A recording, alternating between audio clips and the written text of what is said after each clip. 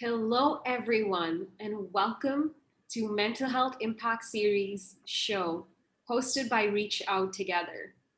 Today is season 2, episode 14, and I'm very excited for us to talk about the importance of community in parenthood and the beauty of extending grace.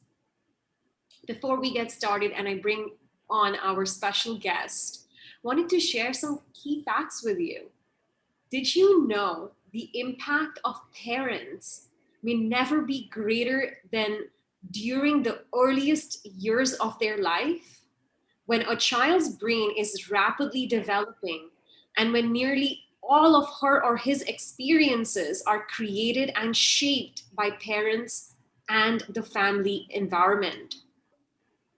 Did you know children who possess basic social competence are able to develop and maintain positive relationships with peers and adults? Today, we have a very special guest, the one and only Huldah from Houston, Texas, to talk about a very important topic. She is a professional who turned to a stay-at-home mom, a very hardworking, high-energy business analyst with prior experiences and education in statistical modeling, human resources, business analytics, management, consulting, leading and managing diverse teams. She's combined her love for working with people and numbers into a career in HR analytics.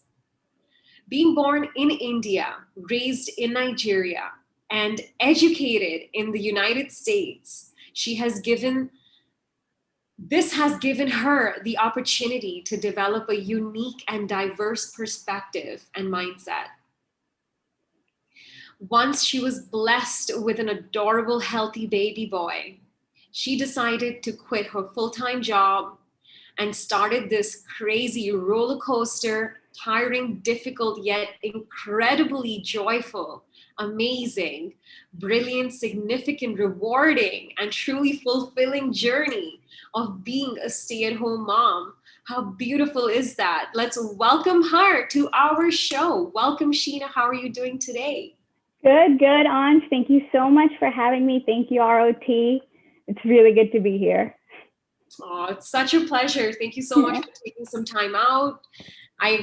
That bio was incredible. I cannot wait to just jump into this. Let's get right in, Sheena. Tell us about your journey of transforming into a stay-at-home mom. Of course. So like you said, I'm from a little of everywhere.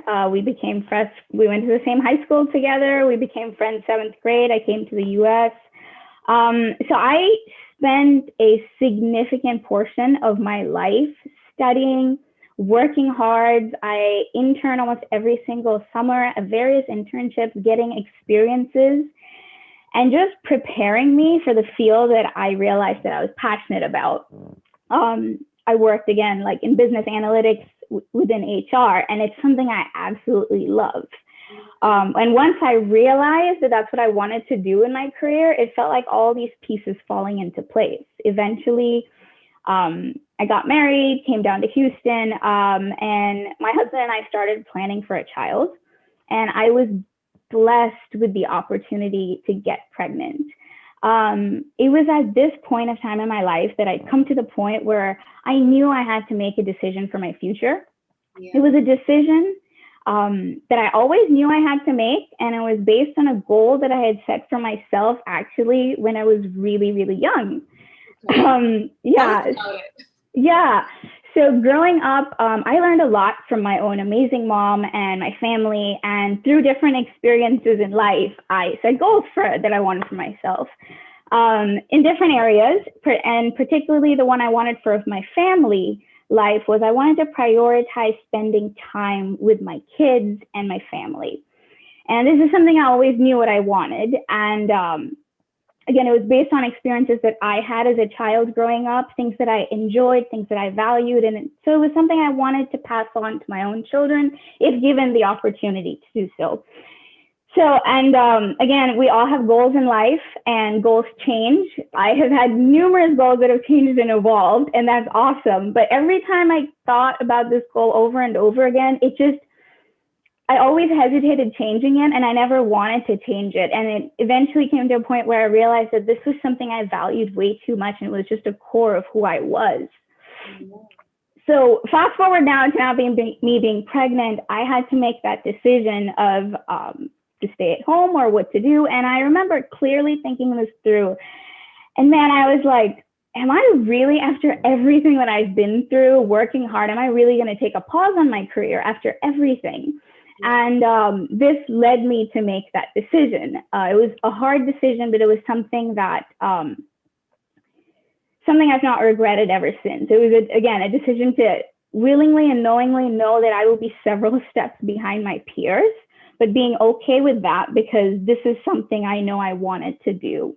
And, you know, we're all, as different people, uniquely created, and we're all different. And we all have different goals, and we all have different priorities in life. And I think, honestly, that our uniqueness and our differences is what makes us so beautiful as society. Honestly, if we all had the exact same goal, we might not be able to function so well in society together. So this was my unique goal, and I chose this path and I delved into it.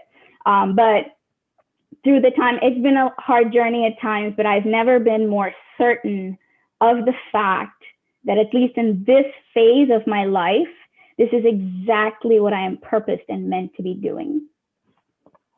Oh, that's so beautiful, Sheena. So beautifully said. Okay, so let's go back a little bit in time. You mentioned earlier that you believe in hard work, dedication. Can you throw some light on how you managed to keep this intact? Yeah, of course. My work ethic, I think I get it from my father, who's a very hardworking man. And one thing I've seen from him and I've learned is organization skills. And you know, this might sound so small and so dumb, but it makes, again, different things work for different people. But in my life and in my father's life, I've seen how being so organized makes a huge difference. I think I started in college, but I carried around like a little book, basically a journal every single day, writing down everything that I had planned for that day. Everything that I have planned would be in that little book. It was a daily planner. And over the years, I had several of them, and I still have one till today. And for example, for the simplest of things, the night before I go to bed, I write down exactly what my plan is for that next day. And being that organized, I think over the years, things change, life changes, and you go through difficulties. But for me, at least I know I have a plan for tomorrow, or I have a plan for today, and I'm just going to follow that. And I think those things have really helped me, even through, because when you're working hard, sometimes you feel overworked. You have different things that you go through.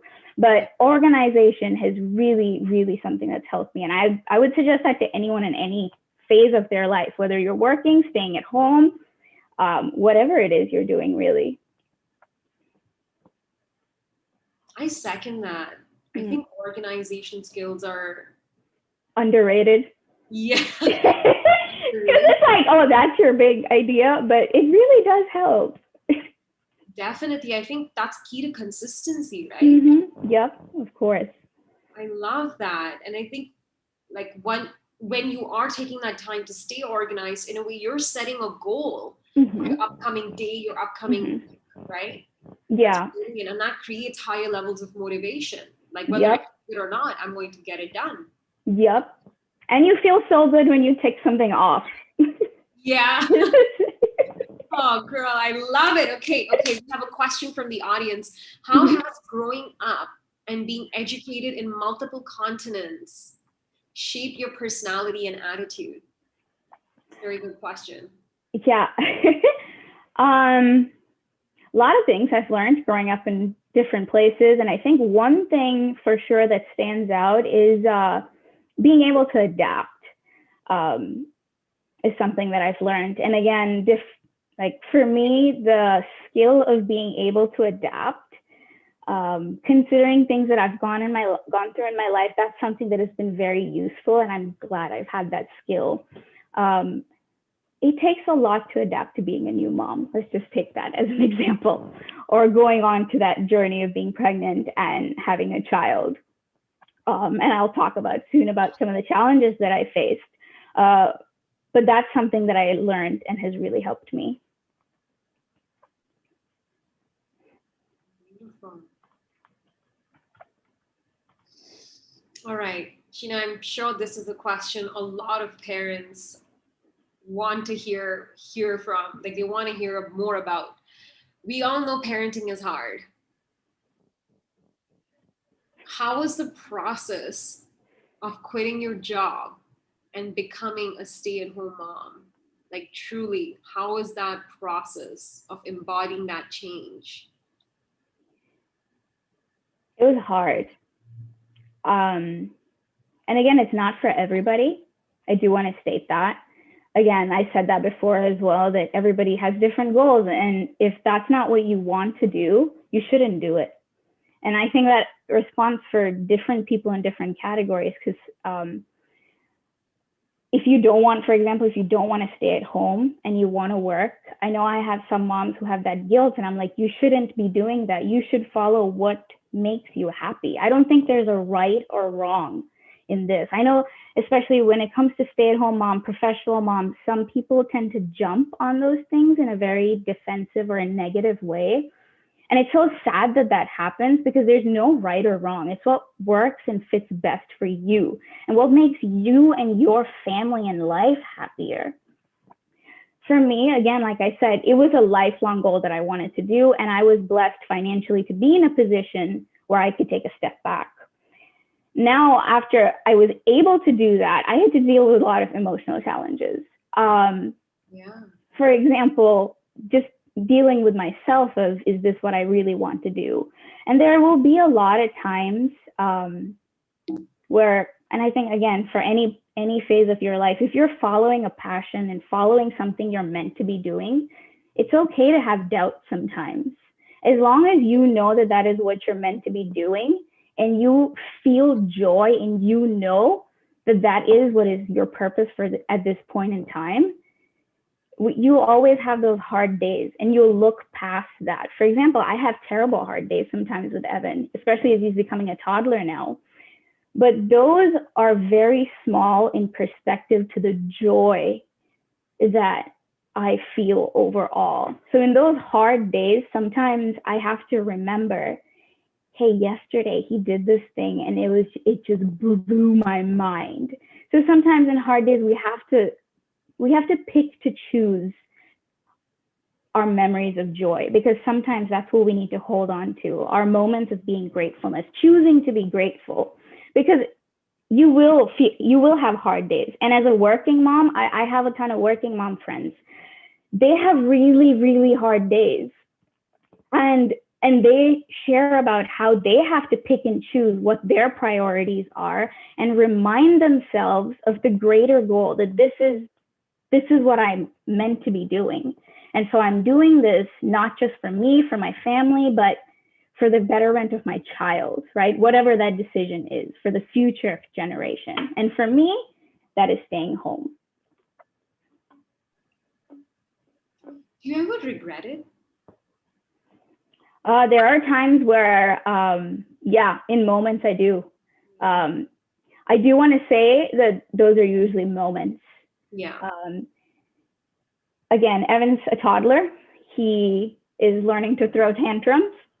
There are some days that are just really, really difficult. And it's hard, and it's very hard. And then the thing that also about toddlers, though, is as soon as the tantrum is over, they turn around and it's completely joyful. And I think for me, in those moments, when he turns around and has like a 30-minute episode of crying, and then turns around and comes to me as Ma, like he'll pick up a piece of card, do something that just immediately reminds me that this is what I'm here for. For example, right now I'm teaching him a lot of stuff. He's 2.5 years old. He doesn't go to preschool yet with COVID and everything. So I'm teaching him everything at home. And this happened last week. He's been potty training, so having tantrums related to that. But after that, he started like reading off something that I'm teaching him to memorize. Yeah. And for him to do that actually he's a little ahead of his age. So, and I was very surprised that he got on that fast. And it was the first time he did exactly what I was trying to teach him, what I was trying to teach him to memorize. And I was like, this is why I'm doing this. This is why I'm doing this. This is why I'm choosing to stay here and me be your influence and me teach you things that you probably wouldn't learn out there, at least this young. So it's choosing to see those moments of joy and know that, like you said, one of the facts that you said in the beginning, right? These moments in the beginning when they're so young are what shape them. I might not see the effects of what I'm doing for years down the line, actually probably for years down the line, of watching my son grow up to be a happy, healthy individual. But I trust and I know that, at least for me, I know that because my mom did that for me. And I am where I am because of how my parents were. And I am where I am because of my mom. So I trust that same thing. So sometimes trust in the future, have faith, believe in what you're doing. You might not see the results today, but trust in that, what you're doing. That's so beautiful. Sheena, I'm going to go back to one other question. It's just similar to what I just asked, but I wanted to be specific to your profession because you are honestly you are exceptional. Literally, I know you. I have seen your progress, and as a professional, you are dedicated, you are loyal, and you're truly an asset, Sheena, for any company that would have you in their team. Do you miss that?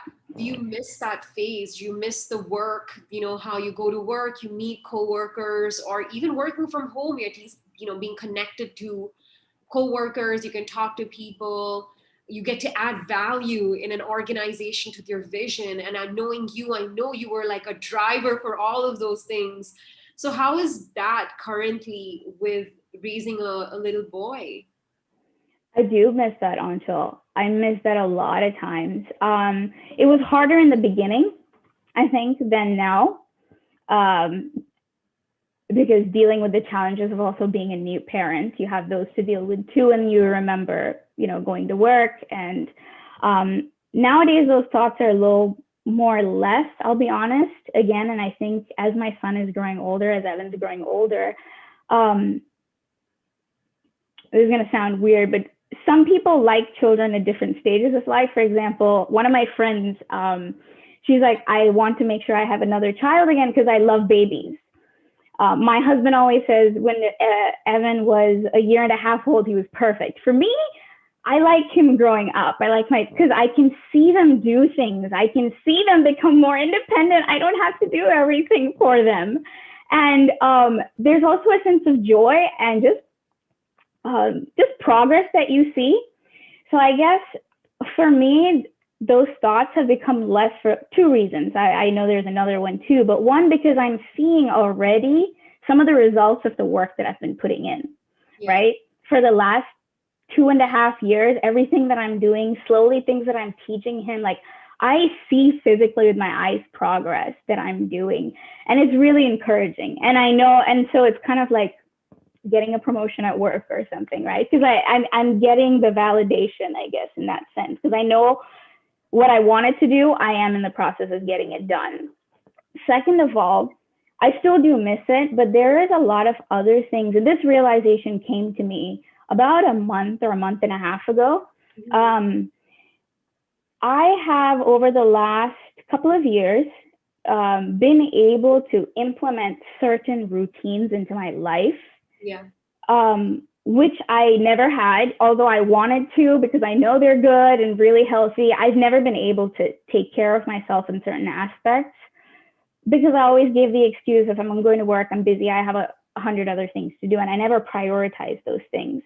However, now as a stay-at-home mom, I have been able to prioritize those things and put routines into place that help my physical well-being, my mental well-being, my emotional, my spiritual side. And I was just thinking the other day, my morning routine is one that I'm particularly have put into place, and it's so set now, and it helps me so much and grounds me at the start of every day. And I was thinking, if I hadn't, I know this is weird, but if I hadn't stayed at home, I would have never done this or had the opportunity or forced myself to done this. And my morning routine has actually helped me grow a lot as a human being, actually. It's time when I spend, it's my spiritual time where I meditate and read. And I was sitting down and I was thinking, I was like, this has to be, I know, one of the reasons why I was meant to stay at home. This has to be. And honestly, my routine now is such that if I start to go to work, it's already set in place and I'm done in the morning by the time I have to leave for work. So there are different reasons. But yeah, it's hard, but I don't really regret it as much now. I trust the process. I trust the future. Like I'm not worried anymore. At least not the way I used to be. But yeah, it will be hard. It will be hard. It will be hard. Yeah. I'll tell you one thing that doesn't help people when people say stuff. And people will say stuff. I wanted to talk about, this is actually something that I wanted to talk about. You, Aanchal, have mentioned also how people, when you left ROT, when you left your job to start ROT, people started saying stuff, giving you comments. So people will always have an opinion. People always will want to say something about a decision that you make in your life, even though it has absolutely nothing to do with them. And as a stay-at-home mom, I have received tons of comments, especially when I was leaving, saying, you're wasting your degree, all that hard work that you put into place. And honestly, whatever you do, whether you're a stay-at-home mom, whether you're a working mom, whether you're the style of parenting that you're doing, whether you're potty training a certain way, breastfeeding, bottle feeding, you will always get comments, even in your career. So I've learned, especially during those comments of time, people telling me you're wasting your degrees or you're wasting your years. It was very hard to hear, especially when it comes from people who care about you. So they don't necessarily mean it in a bad way either. But we know that there will always be people who say things to us. So now what do we do? In theory, at least the people who are rude to us, in theory, we know that for the betterment of our mental well-being, we need to look past comments, right? We need to look past and let it not get to us. But one thing I learned to use was extending grace to people, to let that help me. Now, let me explain that for a moment. If you and I, Anch, if we sat down and if we truly took a moment to ourselves to be fully honest, we will probably realize that we are not perfect. No one is perfect. I especially am far from perfect.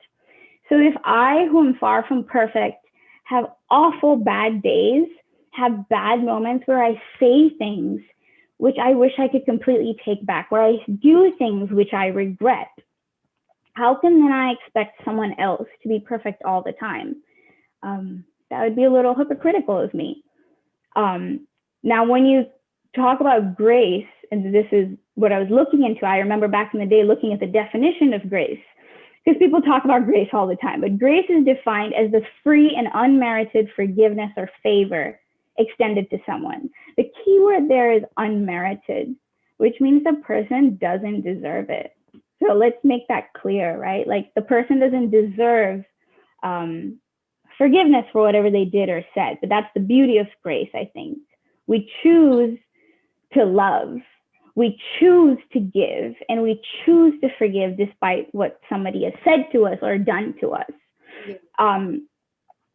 I have hurt people intentionally, unintentionally, and I hope, and although those people don't deserve I don't deserve their forgiveness, I hope they do forgive me, which is why I do the same, because who knows? I mean, that mean comment that someone said to us, like that bad way that someone is acting with us, maybe they're having a really rough day or a really rough week or a really rough year. I mean, everybody has had a rough year, right?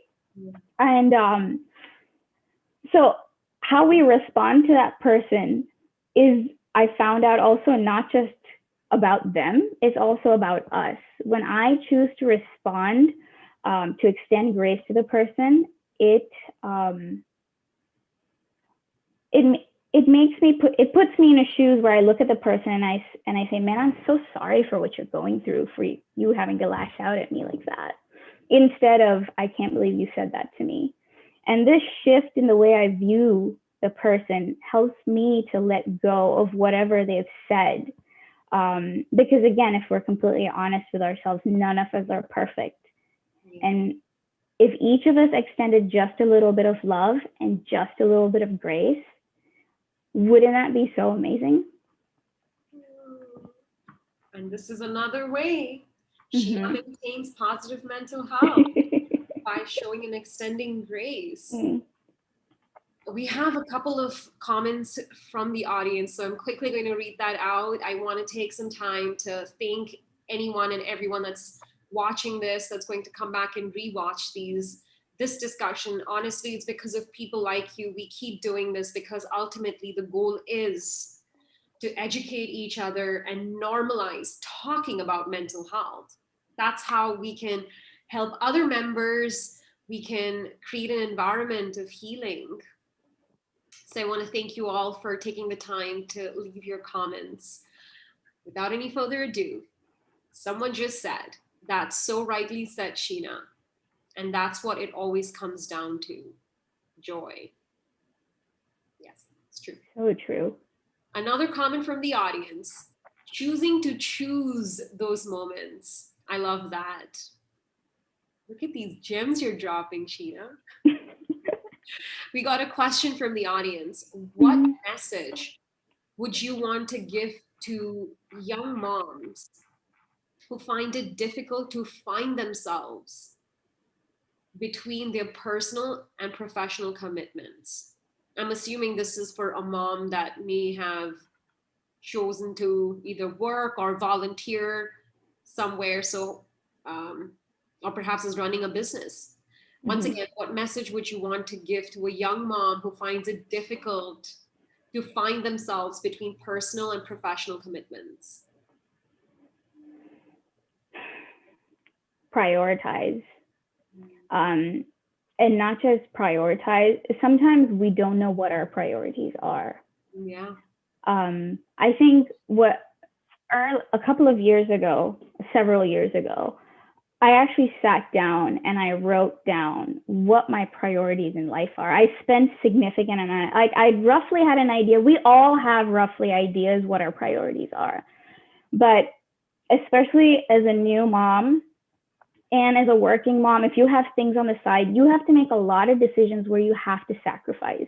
You can't be 100% in everything because there's way too much. So you have to sacrifice certain things. Yeah. Now, if you sacrifice on an area where you don't want to sacrifice on, you will end up feeling not happy.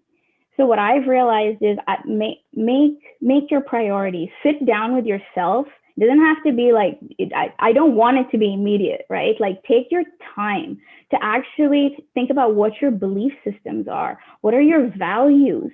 What is your long-term life goals? And from those things, write down what your priorities are. Is healthy eating a priority? Is exercise, physical body a priority? Is being there, is cooking a meal at the evening a priority for your kids? Or is picking up your kids from school a priority?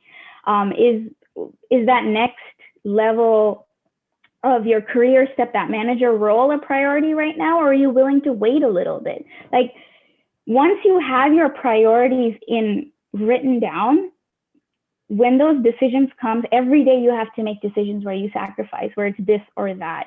You know, like we all say we're busy.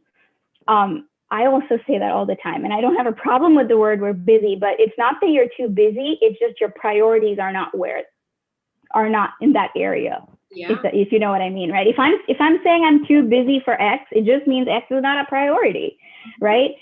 So for a new mom or any mom, anybody who's struggling with a lot, figure out what your priorities are and then choose to put things aside, knowing that if these are your XYZ are your priorities, if you end up choosing towards them, you will have less guilt in making that decision, and overall you will be happier. Maybe not in the moment, because you might realistically, you'll probably still feel guilt, but later down the line you won't feel guilty, because again, you are working towards the goal and towards priorities that you know are what makes you happy.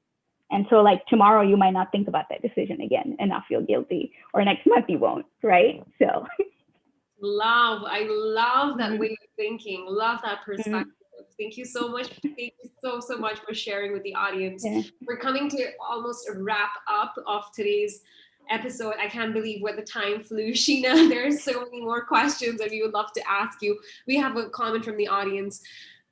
We choose to love, we choose to give, and we choose to forgive. Absolutely love that. Told you all, she's just dropping gems today. Can I say, oh, go ahead. Yes, please go ahead. Something about grace as well. A lot of the time you hear the comment that grace is weakness. Like once you say it, okay, no, I can't, because grace is weakness.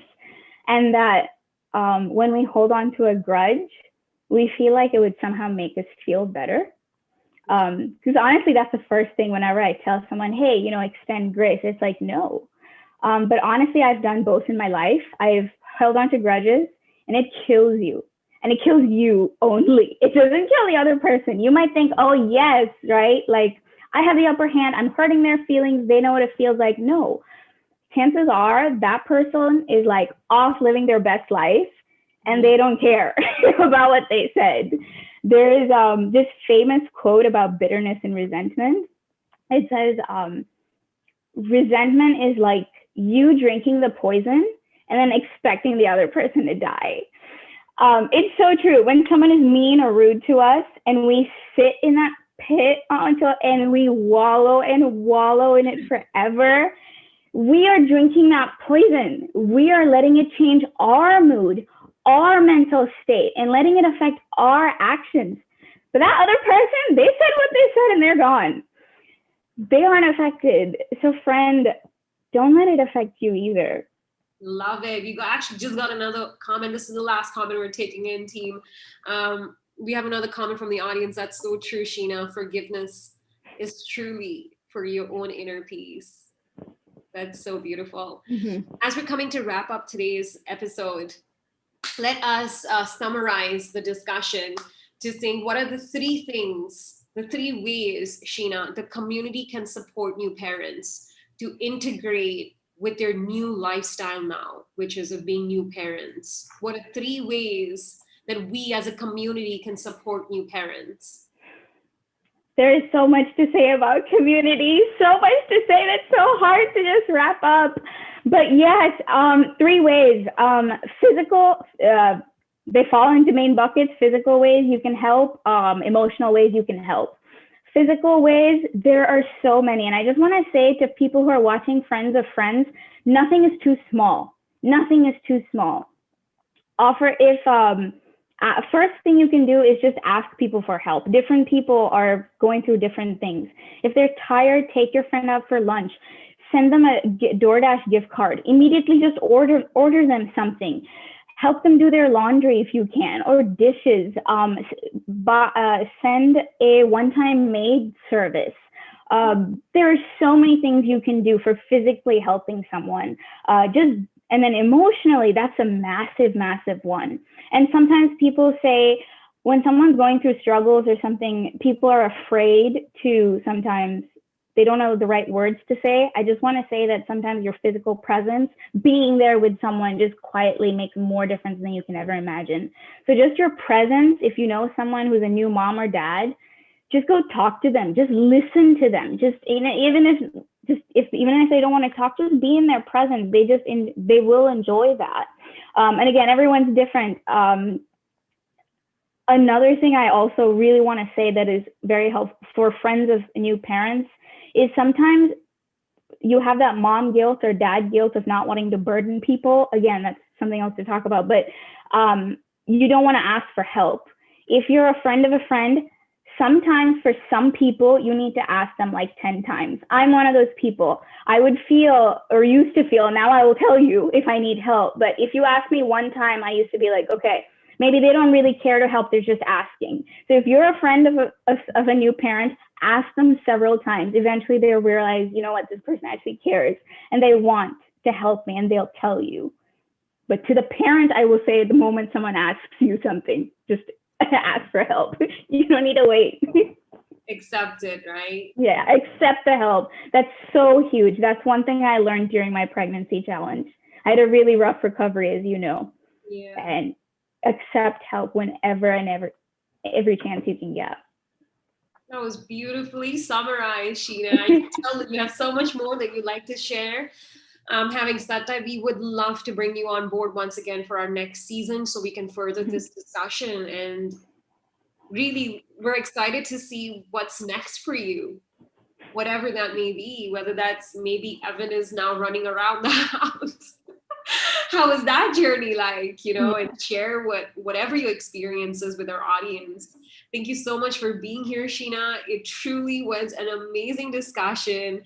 I really hope the audience resonated with this message. And if you have any questions, reach out to Sheena directly, or you can reach out to us and we can get you in touch with her. Having said that, what is the best way for someone to contact you?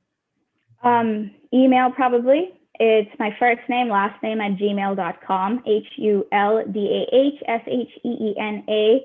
The name's probably listed on the video. So yeah. So today I've been calling you Sheena all along. Is your first name Huldah or is it Yes. My first name's Huldah, but I go by Sheena because it's a lot easier to pronounce, and I've been called that my whole life. But you can call me Huldah. Some people call me variations of that. Hulds. Oh my God, no problem, Huldah. I guess moving forward, we'll be calling you Huldah. Oh my God, I did not know that. I thought it was Sheena Huldah. No, it was Huldah. It is Huldah Sheena. Yeah. Things you learn after 20 years of knowing each other. Yeah. You always learn something new every day. I love that. All right, we're about to wrap up today. Before we do that, do you know what our hand sign, a logo, stands for? I don't know if you can see it. It's right here. It's two fists put together. Do you know what this stands for? Yes, it's together in American Sign Language, I believe. You go, Sheena! That's incredible. Love it. Thank you so much. Anything you'd like to say to people that have tuned in? Perhaps a message you'd like to leave? Just a new mom that may be struggling? Reach out for help. If you know you're struggling, even if before you reach that point of struggling, if you feel like you're reaching that point, reach out for help. I wish I could talk more about that, but it is so huge. It is so, so huge. No one's going to think less of you. And even if they do, it doesn't matter what they think. They're going to have their thoughts and they're going to walk away. You are the one living in the decisions that you make. You are the one who has to accept the decisions that you make. And now it's not just about you, mom and dad. You have a little baby. Every decision that you make, every choice that you make affects that little child. So think not just for yourself and what other people think of you. Forget what people think about you. Think about you, your mental well-being, your family. Put yourself and reach out for help when you need it. Love it. Thank you, everyone. Thank you, Sheena, for sharing that powerful message as we wrap up. If you are still watching and if you have a story you would like to share, whether it's a lived experience or professional experience, we want to hear from you. We want to interview you and we want to help spread that message, break cultural stigma, and encourage more and more people to seek professional help and other supports. We are truly in this together. Recovery is possible. Mm-hmm. So let's continue to reach out together for better mental health. Until next week, Friday. Bye for now.